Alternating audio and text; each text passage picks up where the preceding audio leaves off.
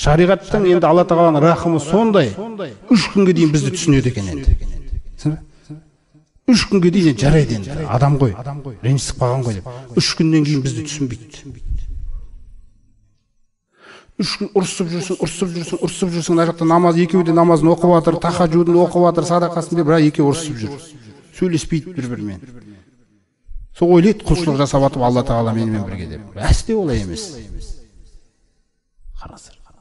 Бейсенбі күні, мысалы, амал көтерілген кезде, бір аптаның амалы көтерілген кезде, мысалы, аптасына 2 рет көтеріледі. Дүйсенбі және бейсенбі күндері. Сол көтерілген кезде барлығы Алла Тағалаға серік қоспаған бүкіл құлдың күнәсін кешіріп жібереді екен Алла Тағала. Тек ана бір екеуін қойып қойыңдар деп айтады екен. Қараңыздар. Екеуі татуласқанша дейді. Ал екеуі ойлап жүреді. Тахаджуд, мен керемет, Алла менімен бірге, ананы кешірмеймін мен оны. Ол маған осыны. Осы нәрсе бұның бәрі. Дәл сол сәтте неше күн бір бауырыңызбен ренжісіп жүресіз. Сонша күн сізде ол жерде таухид деген нәрсе кемелді істеп атқан жоқ ол. Сіз көңіліңіз қалауыңыздың құлысыз сол жерде, есіңізде болсын. Сондықтан мәселе жүрді жаңағындай Алла Тағала бекер айтып тұрған жоқ Құранда. Тәрбие, тәлім, тәрбиелік мағынада айтып жатыр бізге. Көрдіңіз ба? Мысалы, Пайғамбарымыз саллаллаху алейхи вассаламнан келген қандай да бір бұйрыққа егер біз жауап бере алмай қалсақ, сол жерде мені бірдеңке ұстап тұр ғой. Сол ұстап тұрған нәрсе не деген кезде көңіл қалауың дейді. Көрдіңіз ба? Сондықтан бұндай адамдарда настроение деген нәрсе өте үлкен рөл атқарады. Настроение болса бұлар істейді жақсылықты.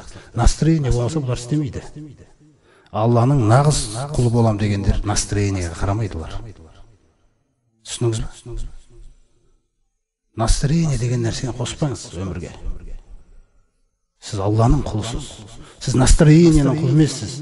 Қалтаңызда ақша болса ғана көңіліңіз көтерілетін, немесе бір жағдайлар жақсы болып жатса ғана сіз әрдайым бір күйде болу керексіз. Раббым деген. Сондықтан Аллах Тағала Пайғамбарымыз саллаллаху алейхи айтады: "Фаиллам ястажибу лака".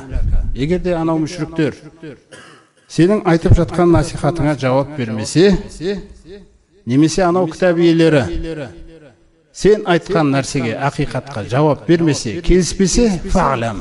Онда бір нәрсені біліп ал, ей Мұхаммед саллаллаху алейхи вассалам. Нені? Аннама яттабиуна ахваахум. Олар өздерінің көңіл қалауларына еріп жүргендер дейді. Көрдіңіз ба?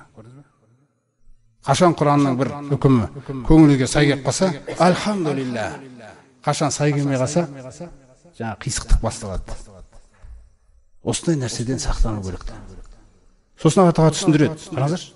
وَمَنْ أَظْلَمُ مِمَّنِ اتَّبَعَ هَوَاهُ. وَمَنْ أَضَلُّ مِمَّنْ اتَّبَعَ هَوَاهُ дейді. Өзінің қалауына, көңіл қалауына ерген адамнан адасқақ адам бар ма дейді жердің бетінде. Қараңыз, Алла Тағала. Ең адасқан сол ғой дейді. Көңіл қалауына ерген адам. Ойына ерген адамда.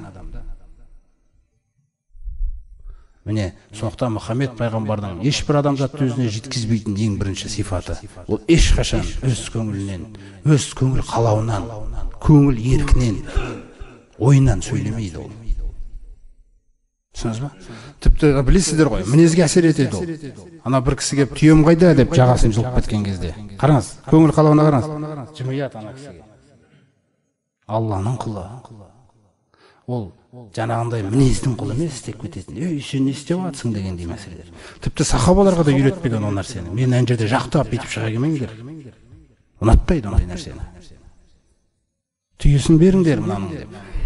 Қараңыз қандай мәселе. Ал сізге бүйтіп тиісіп кетсе, сіз деген кәдімгі сізге тиісуге болмайды. Сонда Алла Тағала сізді тәрбиелемей ме?